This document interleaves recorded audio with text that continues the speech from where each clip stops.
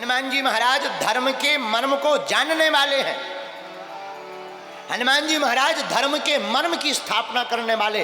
रामो विग्रहवान धर्म, राम जी साक्षात धर्म के दूसरे रूप हैं। और रामो विग्रहवान धर्मा, ऐसे राम जी के चरणों में शरणागति लेने वाले हनुमान जी हैं। किसी ने हनुमान जी से पूछा कि आप राम जी की शरण में क्यों हैं? हनुमान जी कहते हैं जो राम में है वो किसी काम में आनंद नहीं है, इसलिए हनुमान जी राम की शरण में। दूसरी बात, हम लोग किसकी शरण में? हम लोगों की पूछो ही नहीं, कोई ठिकाना ही नहीं है। कुछ लोग मालिकों की शरण में है, कुछ लोग जीवों की शरण में है, कुछ लोग घरवाली की, सीताराम।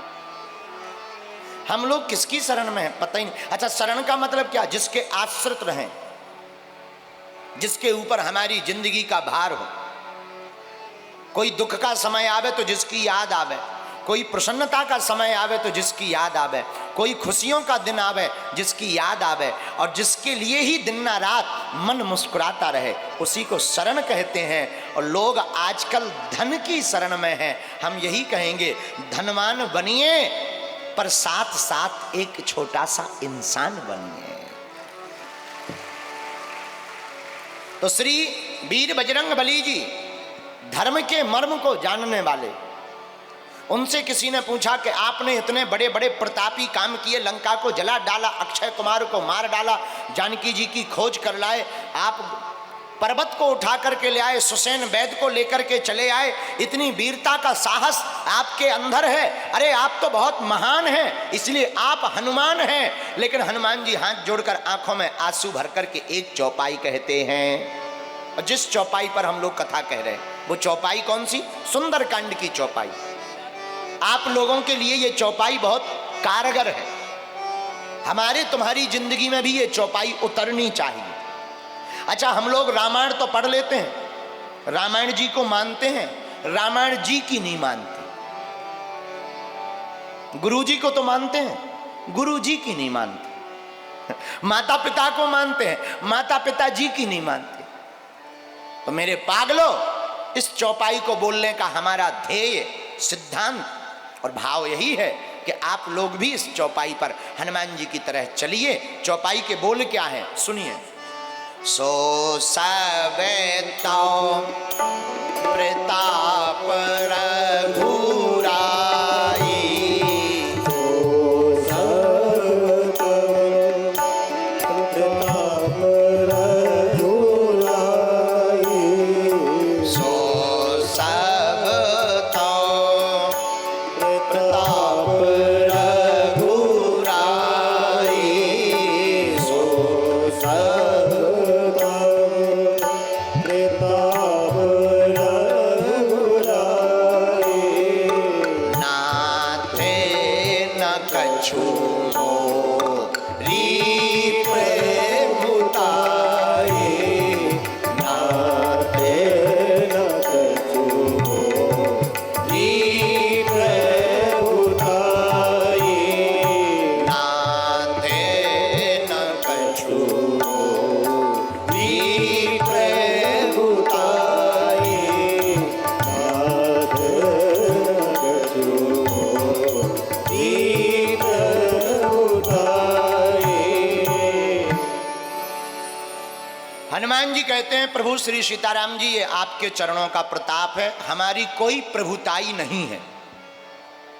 सेवक वही है जो अपने स्वामी की महिमा का गुणगान करे, पुत्र वही है जो पिता की महिमा का गुणगान करे, और शिष्य वही है जो अपने गुरुदेव की महिमा का बखान करे। लेकिन आजकल तो हम लोग अपनी ही महिमा गाते हैं, दूसरों की तो सुन ही नहीं पाते। और आदमी अपने दुख से दुखी कम है, पड़ोसी के सुख से ज्यादा दुखी है। पड़ोसी के पास में मोटर कार आ जाए, टेंशन में, बताओ तो हम मोटरसाइकिल नहीं ले पाए, ये BMW ले रहा, ठटरी के बारे। तुम क्यों अपना हार्ट फेल कर ले रहे? उसने काम किया, उसने पाया, तुम करो, तुम पाओगे हैं? लोग कहते हैं हनुमान जी महाराज की शरण में आ जाने के बाद क्या हमें कोई काम नहीं करना पड़ेगा? हम यही कहेंगे कि जो भी काम करोगे फिर वो तुम्हारा काम नहीं होगा, फिर तुम्हारे काम सब हनुमान के प्रभु श्री राम के हो जाएंगे।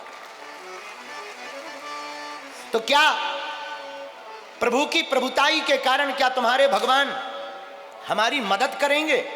मेरे पागल, उस परमात्मा को तो बेखबर की भी खबर है। कौन कहता है उसे खबर नहीं है? यारो, ये तुम्हारा घर नहीं है, उस परमात्मा को तो बेखबर की भी खबर हो जाती है।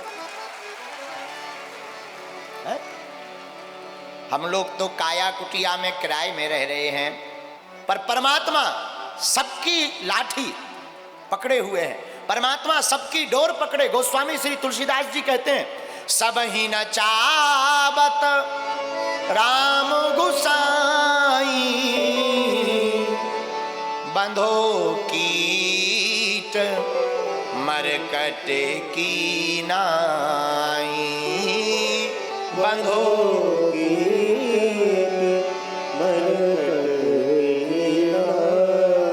सबको राम जी नचा रहे हैं। जो जैसा नाच रहा है भगवान सबको नचा रहे हैं। एक बात बोले, भगवान की कथा सुनने की और भजन करने की आदत होनी चाहिए। कोई काम सफल हो जाए तो प्रभु को धन्यवाद देने की आदत होनी चाहिए।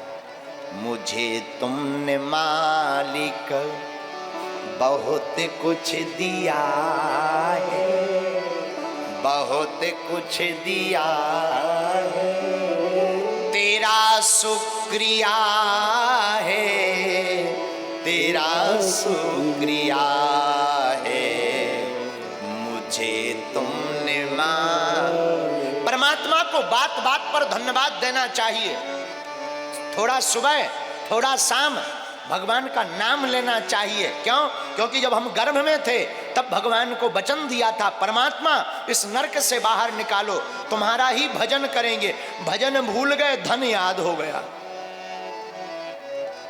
और आदमी भी इतना खतरनाक हो गया कि उससे कोई भी बात करो वो कहता हमारा क्या फायदा, हमारा फायदा बताओ। ठटरी के भरे, हर काम फायदे के लिए होता है क्या?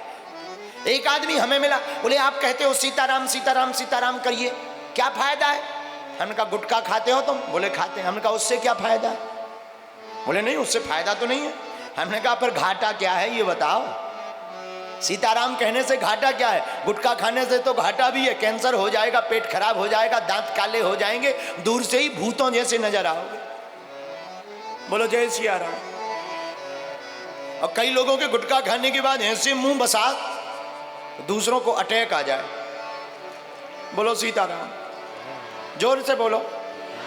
और हद तो ये हो गई, खुरई का एक आदमी चंगीलाल, खुरई का चंगीलाल तमाकू मल रहा था, ऐसे ऐसे तमाकू मलते मलते लिया, अपने बेटा से कहा बेटा तमाकू नहीं खानी चाहिए, कैंसर हो जाता है। बताओ, बेटा भी कम नहीं था, चंगीलाल का बेटा टिल्लू गुरु।